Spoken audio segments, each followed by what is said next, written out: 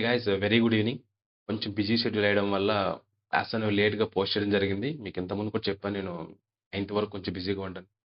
So, ఏ పక్కన పెట్టినా ఇంక నుంచి డైలీ క్లాస్ మనం కండక్ట్ చేయడం జరుగుతుంది. అట్‌లీస్ట్ 2 డేస్‌కి ఒక క్లాస్ అయినా పోస్ట్ చేస్తాను. One thing remember important class ఏవి మిస్ అవ్వను. ఇంపార్టెంట్ చాప్టర్స్ అయితే అస్సలు మిస్ అవ్వను. నాన్ ఇంపార్టెంట్ ఏవైతే ఉంటాయో అవి మీకు మెటీరియల్‌గా ప్రొవైడ్ చేయడానికి I will try my level best. Because నాకు కూడా చాలా తక్కువ టైమే ఉంది. ఓకేనా? టైం వేస్ట్ చేయకుండా ఈరోజు క్లాస్‌లోకెళ్తున్నాను. Today concept is nothing but derivatives. So, derivatives అనేది కొంచెం కాంప్లెక్స్ ఫైనాన్షియల్ ఇన్‌స్ట్రుమెంట్స్. మీకు అందరికీ తెలిసిందే. కాపోతే అంత కాంప్లెక్స్ ఏం కాదు. మీరు క్లారిటీగా అర్థం చేసుకుంటే ఇంతకు మించి ఈ చాప్టర్‌లో ఇంకేమీ లేదు. Got it? So, what is mean by derivative? Is nothing but what? It's a financial instrument or it's a financial contract whose value is derived from underlying asset. So, what is mean by underlying asset sir? Underlying asset అనేది చాలా important term ఇక్కడ. అండర్‌లయింగ్ అసెట్ అంటే ఏంటంటే డెరివేటివ్‌కి separate value అనేది ఏముండదు. ఇది ఇంకొక వాల్యూని బేస్ చేసుకొని దీని వాల్యూ డిపెండ్ అయ్యి ఉంటది. సపోజ్ మీకు ఎగ్జాంపుల్ తీసుకున్నాం. ఏ అనేవాడు బితో ఒక కాంట్రాక్ట్ చేసుకున్నాడు. దేనికి? రూ. 2000కి ప్యాడీ పర్చేజ్ చేయడానికి at future date. Future date for example 30/3/26 అనుకుందాం. ఇక్కడ అండర్‌లైయింగ్ అసెట్ అంటే ఏంటి? Paddy is the underlying asset. ఎందుకంటే దీని వాల్యూ మీద ఈయన కాంట్రాక్ట్ చేసుకున్నాడు. సపోజు ఇదే ప్యాడీ బ్యాగ్ అనేది ఈ 30/3/2026కి 1800 అయిపోయిందనుకోండి. 1800 అవ్వచ్చు ఆర్ 2500 అని అవ్వచ్చు. ఇప్పుడు ఏ అనేవాడు ఏమైనాడు కాంటాక్ట్ చేసుకుంది. ఎవరితోని? బితోని కాంటాక్ట్ చేసుకుంది. ఏమని? నేను రూ. 2000 పర్చేజ్ చేస్తానని. సపోజ్ ఇఫ్ యూ బికమ్ 1800 ఏకి లాస్ అవుతుంది.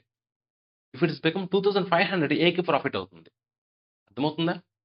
పెరిగితే తనకు ప్రాఫిట్, తగ్గితే లాస్. బట్ ఇక్కడ ఏమవుతుందనేది ఈ ప్రైస్ మీద మనోడు ఒక కాంట్రాక్ట్ చేసుకున్నాడు.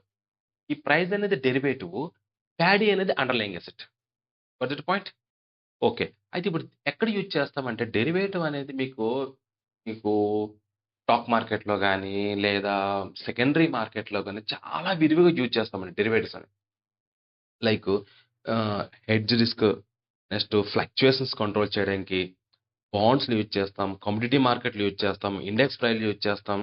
ఫారెన్ ఎక్స్‌చేంజ్ రేట్‌లు యూజ్ చేస్తాం. ఇంట్రెస్ట్ రేట్ రిస్క్ యూజ్ చేస్తాం. ఏవైతే ఫ్లక్చుయేషన్స్ ఉంటాయో అక్కడక్కడ యూజ్ చేస్తారు. ఎవరు? 2 పార్టీలు ఉంటాయి. ఒకడు డిఫెండ్ చేసుకోవడానికి యూజ్ చేస్తాడు. ఇంకొకడు ప్రాఫిట్ ఎర్న్ చేయడానికి యూజ్ చేసుకుంటారు. Both are having the same equality of the platforms. Got this point. సరే వీటి వల్ల యూజెస్ ఏంటి? ఇవి ఏం యూజ్ చేస్తారంటే, ఇవి the first and foremost thing is risk management టూల్‌గా ఉపయోగపడతాయి. బాగా గుర్తుపెట్టుకోండి. ఇది రిస్క్ మేనేజ్‌మెంట్ టూల్‌గా బాగా యూజ్ అవుతుంది. అంటే ఎలా సార్ రిస్క్ మేనేజ్‌మెంట్ టూల్‌గా ఉపయోగపడుతుంది? ఇప్పుడు నేనే ఉన్నానండి. నేను ఒక రైతుని. I'm a farmer. నేనేం చేశానంటే ఒక బిజినెస్ మ్యాన్‌తో కాంటాక్ట్ చేసుకున్నాను. ఏమని? నా హార్వెస్ట్ అయిన తర్వాత నా ప్యాడీ బ్యాగ్ అనేది మీకు రూ. 2000కి నేను సేల్ చేస్తాను అని. అతను అగ్రీ అయ్యాడు.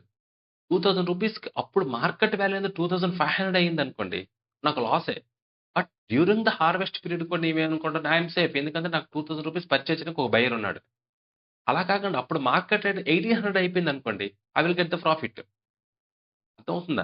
సెల్ చేసేటప్పుడు నాకంటూ ఒక భరోసా ఉండడానికి డెరివేటివ్స్ ఉపయోగపడతాయి. అండ్ ఆల్సో ఇది ఒక లిక్విడిటీని కూడా పెంచుతుంది మార్కెట్‌లో. బయ్యర్, సెల్లర్ ఇద్దరు ఉంటే కదా మార్కెట్‌లో లిక్విడిటీ పెరుగుతుంది. సో, ఇది బయ్యర్, సెల్లర్ ఇద్దరిని క్రియేట్ చేస్తుంది కాబట్టి లిక్విడిటీని కూడా పెంచుతుంది. నెక్స్ట్ ఆల్సో ప్రైస్ డిస్కవరీ ఇది మోస్ట్ ఇంపార్టెంట్. ప్రైస్ డిస్కవరీ ఎలా అవుతుంది సార్ అంటే, ఇప్పుడు నేనే ఒక ఇండస్ట్రియలిస్ట్‌తో డీల్ కుదురుకున్నాను. ఏమని? ప్యాడీ బ్యాగ్ నేను రూ. 2000 పర్చేజ్ చేస్తానని. ఇంకొక పర్సన్ కూడా అలాగే కుదుర్చుకోవడం. ఇంకొక పర్సన్ కూడా అదే కుదుర్చుకున్నారు. ఫోర్త్ పర్సన్‌కి ఏమవుద్ది? ఓహో! మార్కెట్‌లో ప్యాడీ రేట్ రూ. 2000 ఉందన్నమాట. సో, నేను కూడా అలాగే కుదుర్చుకోవాలి అని డీల్ చేసుకున్నాను. అంటే ప్రైస్ కూడా ఆల్‌మోస్ట్ తెలిసిపోయింది కదా! అది. Next also it contributes substantial to increase the depth of the market. ఇలా ఎక్కువ మంది మార్కెట్‌లో పార్టిసిపేట్ చేశారనుకోండి. అప్పుడేమవుతుంది? సెకండరీ మార్కెట్ చాలా వాస్ట్ అయిపోతుంది. Got it. అప్పుడు బయింగ్, సెల్లింగ్ అనేది ఎక్కువ జరుగుతుంది. ట్రాన్సాక్షన్స్ కూడా పెరుగుతాయి. ట్రాన్సాక్షన్స్ పెరిగిందంటే it's a profit to the come economy. It's profit to the economy. GDP value పెరుగుతుంది. Got this point? నెక్స్ట్ ఇది most important. What are the uses of derivatives? Derivatives ఎవరెవరు use చేస్తారు? ఇది మీకు బిట్‌లో అడిగే ఛాన్స్ చాలా ఎక్కువగా ఉంది. First is hedgers, second one is speculators, third one traders. Banking ఎక్కువగా హెడ్జింగ్ చేస్తది. బ్యాంకర్స్ మన బ్యాంకింగ్ కూడా what is the definition of banking? Definition of banking అంటే ఏంటి? జనాల నుంచి డిపాజిట్ కలెక్ట్ చేసి, దాన్ని మనం లెండింగ్ ఆర్ ఇన్వెస్ట్‌మెంట్ 2 చేయొచ్చు. ఒక్క లెండింగ్‌కి కాదండి. Lending are investment. ఇన్వెస్ట్‌మెంట్ ఎక్కడైతే చేస్తామో అక్కడ ఇప్పుడు డెరివేటివ్స్‌ని ఎవరు వాడుతారు? Number 1 hedgers, number 2 speculators, number 3 traders. Hedgers అంటే ఎవరు? అంటే వీళ్ళు డిఫెండ్ చేసుకునే వాళ్ళు. ఏమిటి వీళ్ళ దగ్గర ఉన్న ప్రొడక్ట్ ప్రైస్ అనేది తగ్గిపోకుండా ఉంచుకోవడానికి వీళ్ళు ఎంటర్ అవుతారన్నమాట. ఓకే. సింపుల్‌గా చెప్పాలంటే సెల్లర్స్ అవ్వచ్చు. Second one speculators. స్పెక్యులేటర్ అనేవాళ్ళు ఏంటంటే నిజంగా చెప్పాలంటే వీళ్ళ దగ్గర ఏమీ ఉండదు.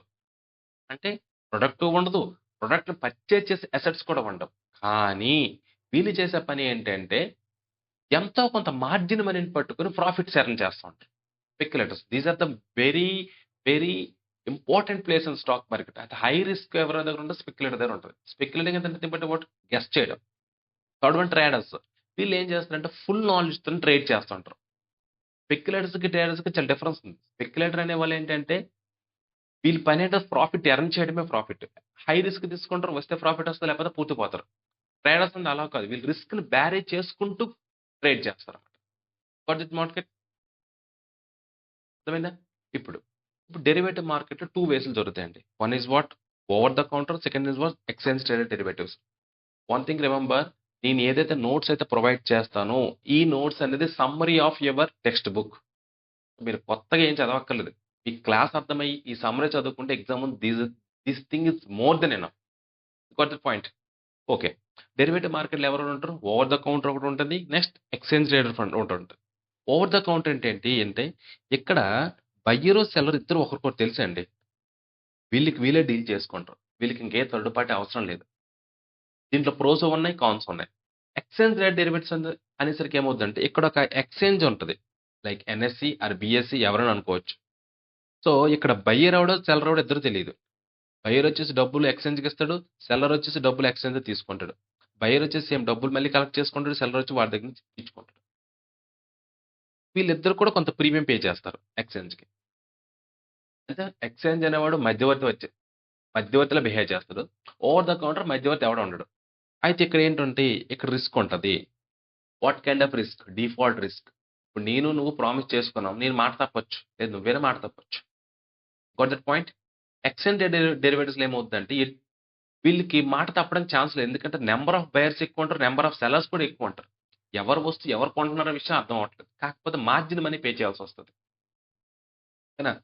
ఈ బాక్స్ అనేది చాలా ఇంపార్టెంట్ అది. డెరివేటివ్‌కి ఒక రెగ్యులేటర్ ఉండదు. ఓకేనా? డిపెండ్స్ అపాన్ ద ప్రొడక్ట్ బట్టి ఒక రెగ్యులేటర్స్ ఉంటారు. Interest rate risk, foreign currency, ఈ టైప్ క్రెడిట్ డెరివేటివ్స్ ఈ 3 కూడా ఆర్‌బీఐ రెగ్యులేట్ చేస్తది. మీకు ఇవి ఎక్కువ అడిగే ఛాన్స్ ఉంది ఈ బాక్స్ నుంచి. ఓకేనా? స్టాక్ మార్కెట్‌ని ఎవరు రెగ్యులేట్ చేస్తారంటే సెబీ రెగ్యులేట్ చేస్తది. అలా కాకుండా ఫార్వర్డ్ మార్కెట్ ఇంతకుముందు ఉండేది. ఫార్వర్డ్ మార్కెట్ కమిషను, కమోడిటీ మార్కెట్‌ని. బట్ ఇదేమవుతుందంటే సెబీలో మెర్జ్ అయిపోయింది ఆల్రెడీ. కమోడిటీ మార్కెట్ అంటే కమోడిటీస్ నేను చెప్పాను కదా! ప్యాడీ, వీట్, బ్రాంజ్ ఇవన్నీ కూడా కమోడిటీ మార్కెట్స్ అన్నమాట. రేట్స్ కొంచెం గోల్డ్, సిల్వర్ ఇవి కూడా కమోడిటీ మార్కెట్‌లోకొస్తాయి. బట్ ఇవి సెబీలో మెర్జ్ చేస్తారు. ఇప్పుడున్న రెగ్యులేటర్స్ రెండే 2. One is RBI, second one SEBI. RBI ఎవరిని రెగ్యులేట్ చేస్తది? ఇంట్రెస్ట్ రేట్‌ని, ఫారెన్ కరెన్సీని, క్రెడిట్ డెరివేటివ్స్. ఫారెన్ కరెన్సీని చాలా హై వొలటైల్ ఇన్‌స్ట్రుమెంట్స్ అవి. ఎందుకంటే క్షణాల్లో మీకు ఎక్స్‌చేంజ్ రేట్స్ మారిపోతుంటాయి. Got it. ఓకే. ఇప్పుడు టైప్స్ ఆఫ్ డెరివేటివ్స్. డెరివేటివ్స్ ఎన్ని టైప్స్?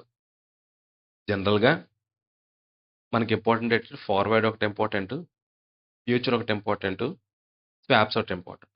ఆప్షన్స్ ఇవి 4 ఉంటాయి. ఈ 4 సరిపోతాయి. బట్ కొంచెం డీటెయిల్‌గా నేర్చుకుందాం. ఓకేనా? Main is forward. ఫార్వర్డ్ అంటే ఏంటి అంటే ఫ్యూచర్ డేట్ పలానా డేట్ నేను పర్చేజ్ చేస్తున్నాను. పలానా టైంకి పలానా అమౌంట్.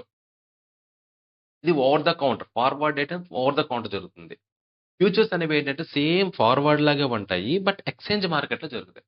ఫ్యూచర్‌కి ఫార్వర్డ్‌కి ఒకటే డిఫరెన్స్. ఫార్వర్డ్ వచ్చేసి ఓటీసీ కౌంటర్‌లో జరుగుతాయి. సేమ్ డీలే. 31 మార్చ్ 2026కి ప్యాడీ అమౌంట్ 2000 కొనుక్కుంటాను బ్యాగ్. అదే డీల్. ఫార్వర్డ్‌లో ఏంటేముందంటే ఏ, బి ఇద్దరు కలిసి చేసుకుంటారు. ఫ్యూచర్‌లోకొచ్చేసరికి ఏ ఎవడొదలదు, బి ఎవడొదలదు. ఇద్దరు కలిపి ఎన్ఎస్‌సి దగ్గర అప్రోచ్ అవుతారు. ఎన్ఎస్‌సి దగ్గర అప్రోచ్ అయ్యి ఎన్ఎస్‌సికి ఏమంటారు? బాబు ₹2000కి నాకు ప్యాడీ బ్యాగ్ కావాలి అని ఎవడంటే ఏ అంటాడు. బి ఏమంటాడు? బాబు ₹2000కి నా ప్యాడీ బ్యాగ్ అమ్మాలి. ఓకే. నీ బ్యాగ్ అమ్ముతా, నీ బ్యాగ్ కొనుక్కుంటారు. మధ్యలో 10% లేదా 1% లేకపోతే 5% కమిషన్ నేను తీసుకుంటాను. అది ఎన్ఎస్‌సి పని. ఓకేనా? ఫార్వర్డ్, ఫ్యూచర్ చేసేది ఒకటే. సింపుల్‌గా చెప్పాలంటే అందరూ కూడా స్పెక్యులేట్ చేస్తా ఉంటారు. ప్రైస్ గెస్ చేస్తా ఉంటారు. ప్లస్ ఒకడి బాధ ఏంటంటే నా ప్రొడక్ట్ కోసం డిఫెండ్ చేయడానికి ఒకడు. ఇంకొకటి ఏంటంటే ప్రొడక్ట్‌ని ఎంత తక్కువకొస్తదా, నేను ప్రాఫిట్ ఎర్న్ చేస్తానన్న బాధ ఒకటిది. ఓకేనా? ఈళ్ళే ప్లేయర్స్ ఇంతకు మించి ఏం లేదు ఇందులో. ఓకే. అయితే ఫార్వర్డ్ ఎలాంటివంటే కస్టమైజ్డ్‌వి. ఇప్పుడు ఏ, బి ఉన్నారు. ఇద్దరు మాట్లాడుకుంటున్నారు. వీళ్ళిద్దరు మాట్లాడుకున్నప్పుడు చాలా కస్టమైజ్డ్‌గా ఉంటాయి. ఏమవుద్దంటే, ఓకే సార్ నేను ఒప్పుకుంటాను. కాకపోతే నాకు డెలివరీ ఇలా చేయండి. లేదంటే నేనే వచ్చి రిసీవ్ చేసుకుంటాను. ఈ టైప్ ఆఫ్ ఉంటాయన్నమాట. ఇద్దరు డీల్ చేసుకున్నప్పుడు కంప్లీట్ కస్టమైజ్ అయిపోతాయి. Hire risk. హైయర్ రిస్క్ అంటే ఏంటి? Credit default risk. వీడు డబ్బులు ఇవ్వచ్చు, ఇవ్వకపోవచ్చు. లేదా ఈడు పే చేయొచ్చు, పే చేయకపోవచ్చు. Next no daily settlement. Daily settlement అంటే ఏంటి సార్ అంటే, మీకు ఫ్యూచర్ చెప్పినప్పుడు అర్థమవుతది. డైలీ సెటిల్మెంట్ ఏముండదు. ఓకే. ఫ్యూచర్‌కొచ్చేసరికి ఏమవుతుందంటే స్టాండర్డ్స్. ఇది నువ్వు నేను మాట్లాడుకుంటే అవ్వదు. ఎన్ఎస్‌సి కొన్ని సెట్ ఆఫ్ రూల్స్ ఇస్తాయి. ఆ రూల్స్ ప్రకారం మనం ఫాలో అవ్వాలి. ఓకేనా? ఇవి హైలీ లిక్విడ్. ఇక్కడ ఏమవుతుందంటే, ఓకే. నేను 2000 కట్టాను కదా! నా రేట్ మెల్లమెల్లగా తగ్గుతుందనుకోండి. ఈరోజు మార్కెట్ రేట్ అనేది 1900కి వచ్చింది. 1800 వచ్చింది. అప్పుడేమవుతుందంటే, ఒరేయ్ బాబు! నాకు లాస్ వచ్చే ఛాన్స్ ఉంది. నేను డబ్బు తీసేస్తున్నాను. లాగేయొచ్చు బయటికి. ఓకేనా? నెక్స్ట్ దీనికో ఫార్ములా ఉంది. Spot price plus finance and other cost minus income formula. ఇదేంటి సార్ అంటే చెప్తాను. సపోజు ఇదే విషయం ప్రకారం ఒక 1,00,000 నా దగ్గరుంది. ఆ! రూ. 1,000 రైస్ బ్యాగ్ కింద నేను డెరివేటివ్ కాంట్రాక్ట్ అప్రోచ్ అయ్యాను. ఎవరికి? ఎన్ఎస్‌సికి అప్రోచ్ అయ్యాను. అప్రోచ్ అయినప్పుడు 1,00,000 నాకు ఎన్ని రైస్ బ్యాగ్స్ వస్తాయి? 100 రైస్ బ్యాగ్స్ వస్తాయి. సో, నేను 100 రైస్ బ్యాగ్స్ అనేది 31st మార్చ్ 2026కి పర్చేజ్ చేస్తాను అనేసి 1,00,000 నేను ఎన్ఎస్ దగ్గర డిపాజిట్ చేశాను. డిపాజిట్ చేసినప్పుడు ఏమవుద్దంటే నాకు కొంత మార్జిన్ మెయింటైన్ చేసుకోవాలి. అది ఎన్ఎస్ డిసైడ్ చేస్తది. ఎంత మెయింటైన్ చేయాలనేది. సపోజ్ 1,00,000 మార్జిన్ మనీ నేను ఒక 10,000 మెయింటైన్ చేయమనిదనుకోండి. నేను రూ. 10,000 పట్టుకొని ఎన్ఎస్ దగ్గర డిపాజిట్ చేశాను. ఈ రోజు నా రేట్ 2,000 ఉంది. Paddy bag okay. రేపొచ్చేసరికి 2,200 ఉంది. ఓకే. వెరీ వెల్ బావుంది. ఎల్లుండొచ్చి 2,500 అయింది. ఇప్పుడేమవుద్దంటే నా మార్జిన్ మనీకి ఈ ఏదైతే ప్లస్ అవుతుందో రేటు, దానికి అకార్డింగ్‌లా యాడ్ అవుతా వస్తది ప్రాఫిట్. నెక్స్ట్ రోజొచ్చేసి నా గ్రాఫు ఇలా పెరిగింది. ఇలా పడతా ఉంటది. 1,800 అయింది. నై నెక్స్ట్ 1,600 అయిపోయింది. 1,500 అయింది. అప్పుడేమవుద్దండి అమౌంట్ మరి ఎక్కడి నుంచొస్తది? ఈ ప్లస్ అయిందల్లా మైనస్ అయిపోగా, నా మార్జిన్ మనీలో అమౌంట్ డిడక్ట్ అవుతా వస్తా ఉంటది. నేను ఏదో టైం క్విట్ అయిపోను. మార్చ్ 31 వరకు నా డీల్ ఉంది. కానీ మార్చ్ 20కి నేను క్విట్ అయిపోయాను.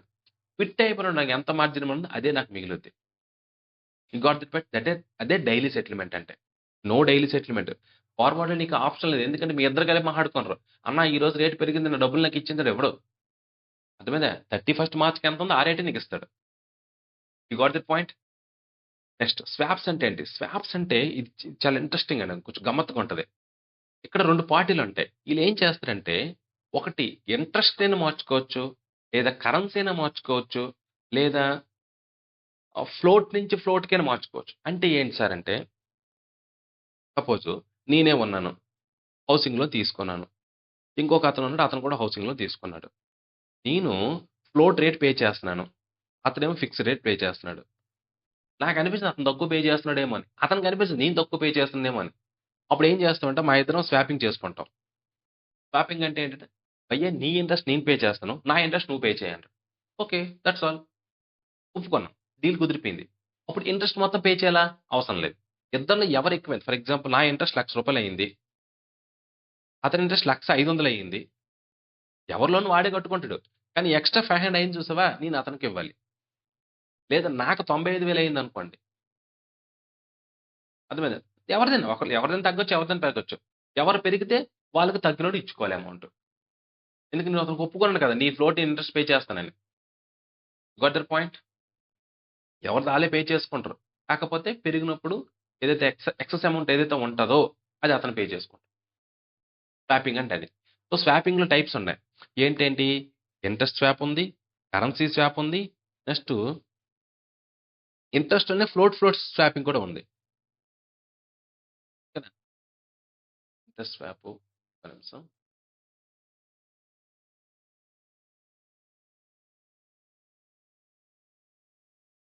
ఇక్కడ చూసారా?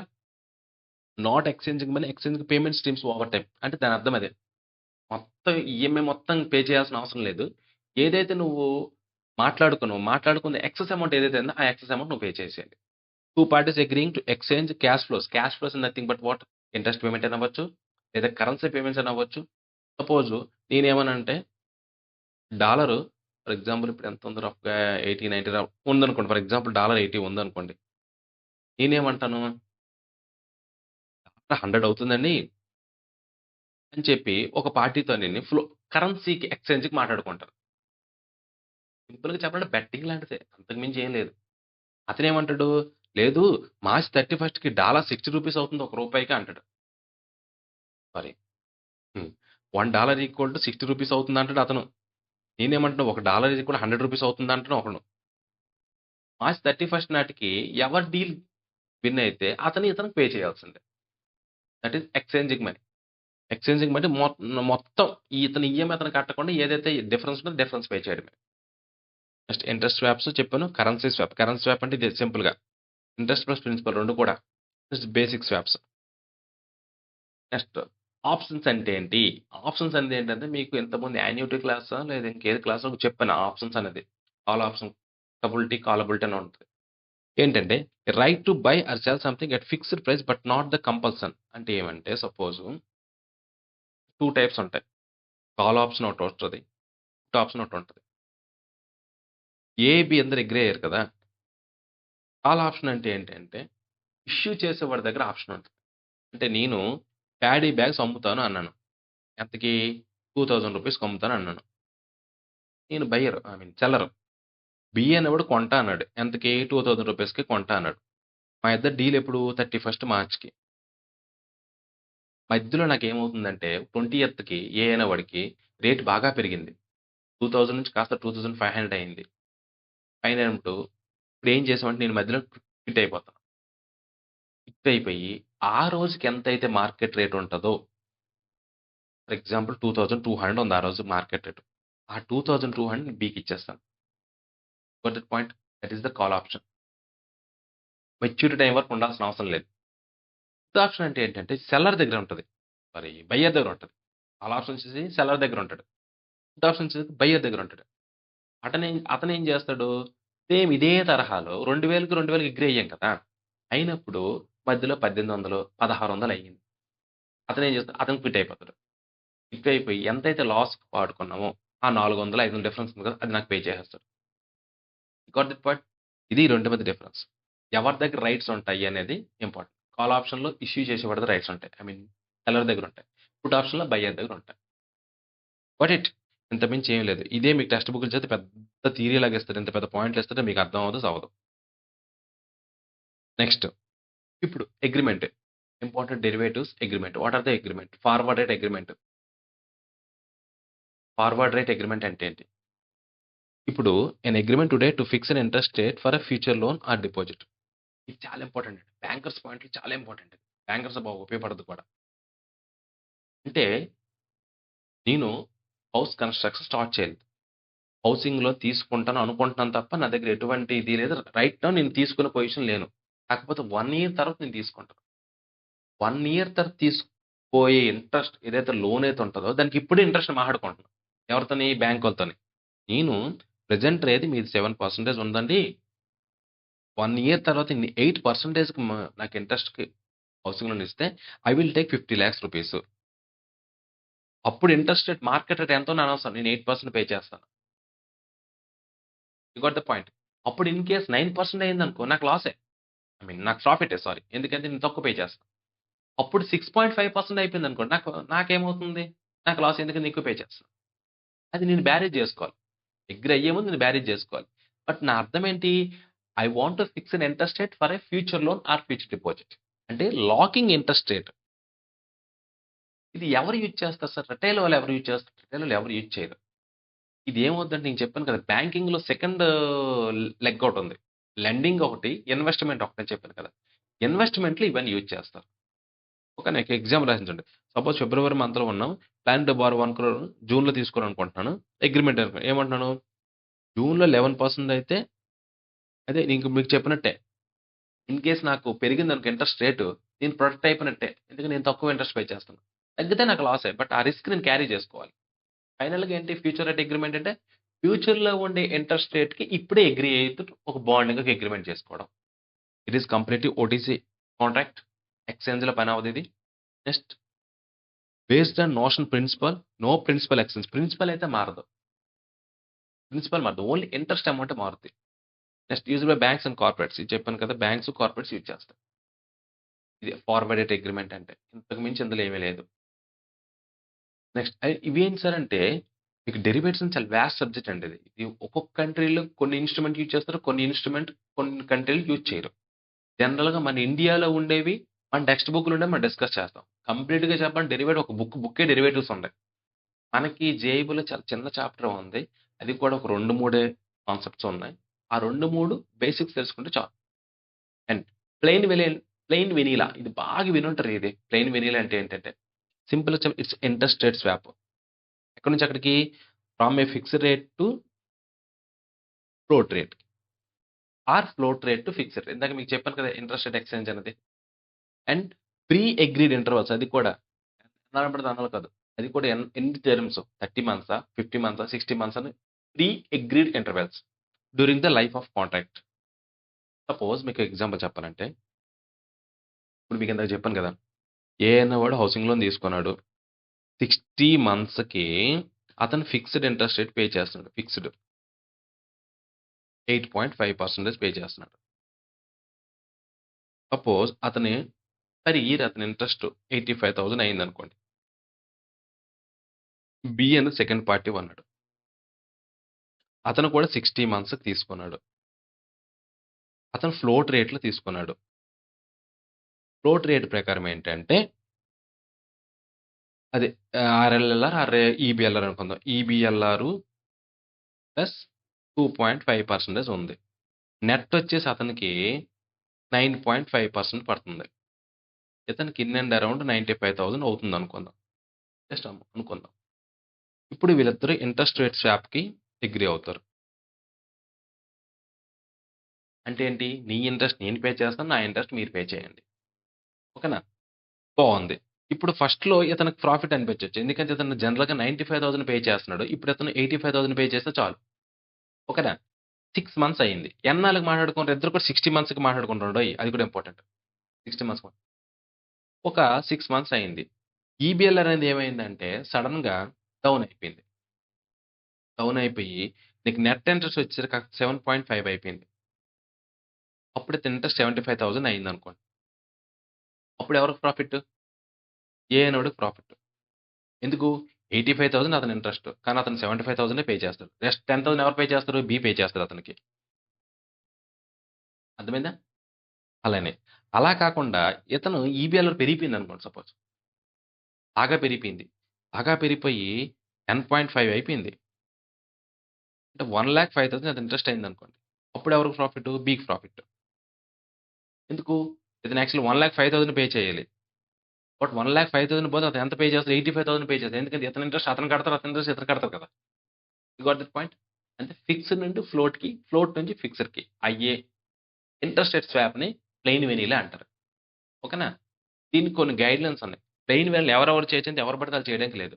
దీనికి ఎవరెవరు షెడ్యూల్ కమర్షియల్ బ్యాంక్స్ అనేవి చేయొచ్చు. ఎందుకు? To hedge their interest. వాళ్ళ ఇంట్రెస్ట్‌ని కాపాడుకోవడానికి. మనకు బ్యాంక్ వచ్చే ప్రాఫిట్ ఏంటి? ఒకటి ఇన్వెస్ట్‌మెంట్ మీద వచ్చే రిటర్న్స్. 2 మనం ఇచ్చే లోన్స్ మీద వచ్చే ప్రాఫిట్. I mean interest. అదే కదా! Non interest income, interest income అంతే. ఓకేనా? ఇవి కూడా బేసిక్ ఐఆర్‌డి అంటే ఇంట్రెస్ట్ రిస్క్ డెరివేటివ్ ప్రొడక్ట్ ఇవి. They can be undertaken both ఓటీసీలు చేయొచ్చు. కొన్ని స్టాక్ ఎక్స్‌చేంజ్‌లో అన్ని స్టాక్ ఎక్స్‌చేంజ్‌లో కూడా లేదు. కొన్ని స్టాక్ ఎక్స్‌చేంజ్‌లో మాత్రం చేయొచ్చు. నెక్స్ట్ ఇంకొకటి హెడ్జింగ్ కోసం మాత్రమే యూజ్ చేయాలి. ప్రాఫిట్ ఎర్న్ చేయడానికి యూజ్ చేయకూడదు. And one more thing is నువ్వు ఏం చేస్తున్నావో అప్రాప్రియేట్ రిస్క్ ఎంత ఉందో డిస్క్లోజ్ చేయాలి. స్టేట్ మాస్టర్ ప్రమోట్ కస్టమర్స్‌కి డిస్క్లోజ్ చేయాలి. ఎంత రిస్క్ ఉంది? రిస్క్ వెయిటేజ్ ఎంత? చేసే పని ఏంటని. Next all IRS including plain values must be report to trade depositer like CCIL ఇది ఇంపార్టెంట్. ఎవరు రిపోర్ట్ చేయాలని బిట్ మీకు అడిగినా అడగొచ్చు. ఆర్బీఐ ఇస్తాడు, సెబీ ఇస్తాడు, ఐఆర్‌డీఏ ఇస్తాడు, ఇంకోటి ఇస్తాడు. సీసీఐఎల్ కూడా ఇస్తాడు. ఇది మనం జనరల్‌గా పట్టించుకోం. సీసీఐఎల్ అంటే ఏంటి? Clearing corporation of India limited. దీనికి మన బ్యాంక్స్‌కి సంబంధమే లేదనుకోండి. ఇది మనకి ఎప్పుడొస్తది చెప్పండి? టీసీఎస్ డెబిట్ ఫెయిల్ అయిపోయినట్టు, లేదా కస్టమర్‌కి న్యాచ్ కట్ అయిపోయినప్పుడు, అప్పుడు ఇది ఎంటర్ అవుతది. మన బ్యాంకింగ్‌లో. మామూలుగా ఇది ఎంటర్ అవ్వదు. ఇలాంటి దగ్గర మనం అసలు దీని గురించి ఆలోచించం. ఇలాంటి ఒక బాడీ ఉంది. దీనికి డెరివేటివ్‌తో ఏం సంబంధం ఉండదు. ఆర్బీఐ సేఫ్ అంటే టిక్ ఎడతాం. RBI safe. అప్పుడు ఆన్సర్ రాంగ్ అవుద్ది. Got it? Next record with proper timeless format exposure ఇది ఇంపార్టెంట్. కట్ ఆఫ్ డేట్ అనేది ఖచ్చితంగా మెన్షన్ చేసుకోవాలి. నెక్స్ట్ టైమ్ లైన్ కూడా మెన్షన్ చేసుకోవాలి. టెన్యూర్ ఎంత పెట్టుకుంటున్నాం అనేది. అంతేనా? ప్లెయిన్ వేరియబుల్స్ చెప్పి అర్థమైపోయింది. నెక్స్ట్ క్రెడిట్ డిఫాల్ట్ స్వాప్ ఇది ఇంపార్టెంట్ అండి. ఇది కూడా క్రెడిట్ డిఫాల్ట్ స్వాప్ ఆల్రెడీ ఉన్న దాంట్లో ఇంపార్టెంట్ నేను తీసి మీకు పెట్టాను. ఇంకా దాంట్లో మీరు మోస్ట్ ఇంపార్టెంట్ చదవకండి. ఇదే అలా చదువుకోండి. ఇదేంటిది? It's bilateral contract in which the risk seller lending bank pays a premium to the buyer for the protection of credit default. సింపుల్‌గా చెప్పాలంటే ఒక పర్సనల్ లోన్ ఇచ్చామనుకోండి. క్రెడిట్ లైఫ్ ఇన్సూరెన్స్ అని ఒక ఇన్సూరెన్స్ చేస్తాం. ఏ బ్యాంక్‌లోనా అంటే నామిక్యులేచర్ డిఫరెంట్ అయ్యి ఉండొచ్చు. బట్ ఇంటెన్షన్ ఒకటే. క్రెడిట్ లైఫ్ ఇన్సూరెన్స్ ఏం చేస్తాం? ఇన్ కేస్ పర్సనల్ లోన్ అంటే అన్‌సెక్యూర్డ్ లోన్. అతను పే చేయకపోయినా, పే చేయకపోవడం అంటే ఇంటెన్షన్‌లో పే చేయకపోవడం కాదు. అతను పొరపాటుగా చనిపోయినా, ఆర్ అతను పే చేసే పొజిషన్ లేకపోయినా, అతని ఉద్యోగం పోయినా, అలాంటప్పుడు ఏం చేస్తారంటే ఈ ఇన్సూరెన్స్ మనం క్లెయిమ్ చేసుకుంటాం. ఇన్సూరెన్స్ క్లెయిమ్ చేసుకోవడం వల్ల అతనికి ఎటువంటి బర్డెన్ ఉండదు. ఆ డబ్బులు మనం ఇన్సూరెన్స్ కంపెనీ నుంచి తీసుకుంటాం. అలాంటిది క్రెడిట్ డిఫాల్ట్స్ యాప్. అంతకుమించి ఏం లేదు. ఇప్పుడు లెండింగ్ బ్యాంక్ అనేది ఒక ఇన్సూరెన్స్ ఏజెన్సీ దగ్గర కొంత ప్రీమియం పే చేసి, ఏదైతే వాళ్ళు క్రెడిట్ ఇచ్చుంటారో కస్టమర్స్‌కి దానిపైన ఇన్సూరెన్స్ క్లెయిమ్ చేసుకుంటారు. ప్రీమియం పే చేసి ఇన్సూరెన్స్ తీసుకుంటది. దేనికి? Protection against default. ఇదేంటంటే ఎవరు పడితే ఆళ్ళు ఎన్‌పీఏ చేస్తే వాళ్ళు క్లెయిమ్ చేయొచ్చంటే అలా అవ్వదు. కొన్ని సెర్టైన్ కండిషన్స్ ఉంటాయి. అదేంటంటే unexpected things happen. Sudden death అయినా, అలాంటి వాటికి మాత్రం ఇవి క్లెయిమ్ అవుతాయి. ఓకేనా? It's basically insurance against loan default. సింపుల్‌గా చెప్పాలంటే అదే. క్రెడిట్ డిఫాల్ట్ స్వాప్ అంటే లోన్ డిఫాల్ట్. ఓకేనా? ఇప్పుడు బయర్స్ ఎవరు? సెల్లర్స్ ఎవరు? ఇది ఇంపార్టెంటే కదా! ఎవరు అమ్ముతారు? ఎవరు కొంటారు? These are all the buyers. Banks. PDs అంటే primary dealers. NBFCs, mutual funds, insurance companies, corporates. These are the buyers.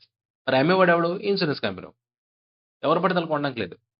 కొన్ని బ్యాంక్స్, కొన్ని పీడీస్ మాత్రమే అమ్ముతాయి. అందరూ అమ్మడానికి లేదు. ఓకేనా? CDs can be used only for hedging underlying assets. CDs అంటే ఏంటి? Certificates of deposits or corporate bonds.